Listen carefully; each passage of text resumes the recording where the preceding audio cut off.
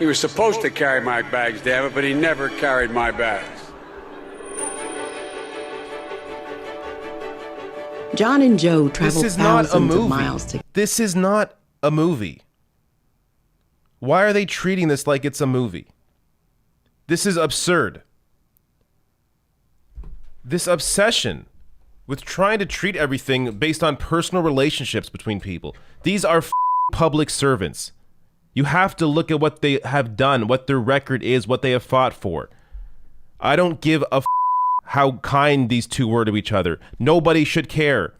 Nobody should care outside of their two families. Nobody should care. This is so stupid. You by the way, you never see this shit in other countries. In Canada, you don't see bullshit like this. They don't do this shit. And like, we have problems, of course. Every country has problems.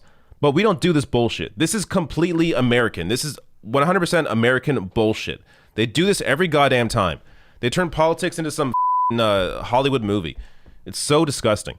Keep the promise of America for all of us. That was really not a good speech. I'm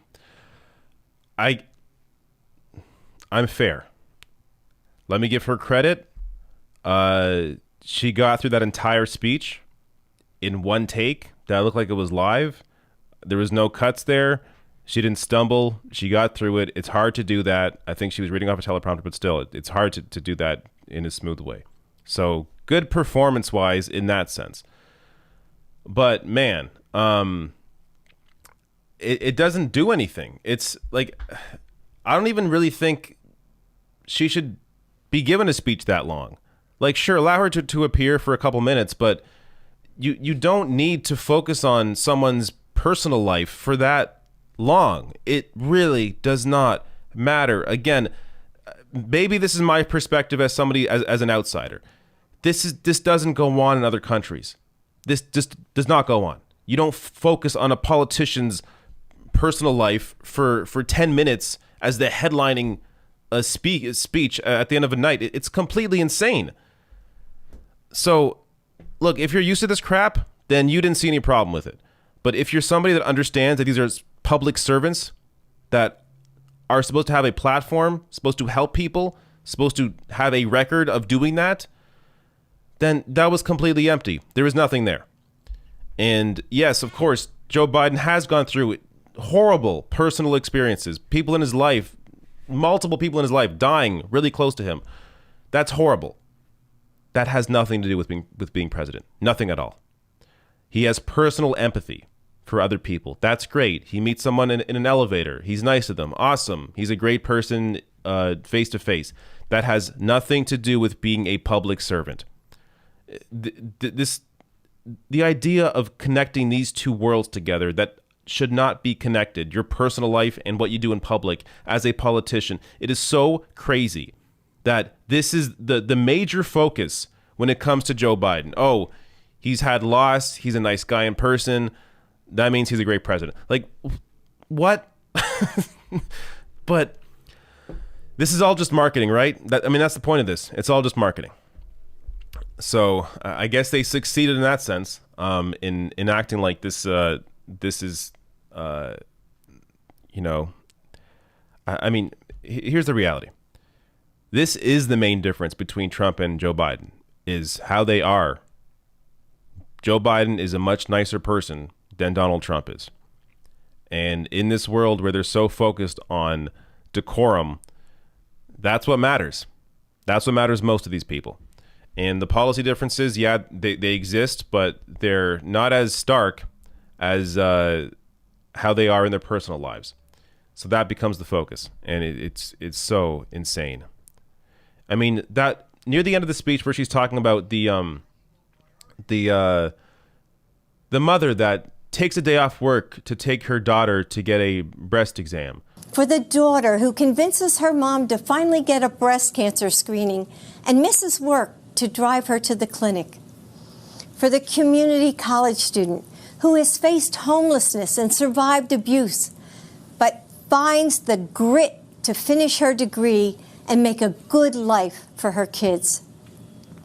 For the little boy whose mom is serving as a Marine in Iraq, who puts on a brave face in his video call and doesn't complain when the only thing he wants for his birthday is to be with her.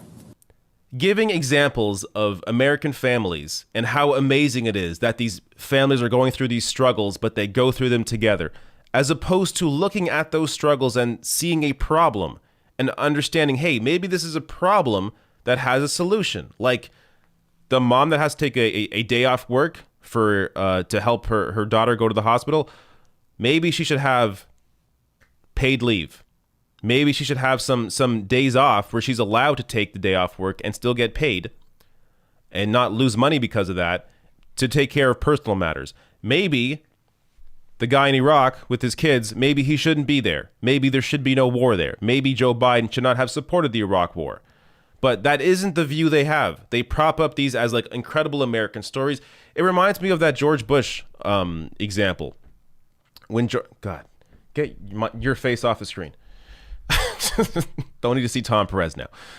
It reminds me of George Bush when he was talking about this is, I don't know, back in like 2004 or something.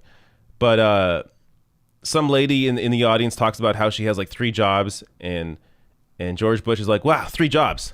That's good because I work 3 jobs and I feel like I contribute. You work 3 jobs? 3 jobs, yes. Uniquely American, isn't it? I mean, that is fantastic that you're doing that. Talking about it like it's an amazing thing. Wow. Uniquely American. That's what he said. Uniquely American. Uniquely, yeah, it is uniquely American, and it's fucking stupid. Nobody should need 3 jobs to survive. It's crazy. But they use these as examples of how Americans are so resilient. You get through, you can't afford your health care. You basically die. But before you die, you got to tell your daughter you loved her. It's like, what? How about not dying? But that's the whole American story. It is completely twisted. And Americans have been consumed by this bullshit culture for so long that they think this is normal. They think this is what other people in other countries experience. It is not. This is uniquely American and crazy. So yes, it is uniquely American, but it's fucking insane. That's my rant.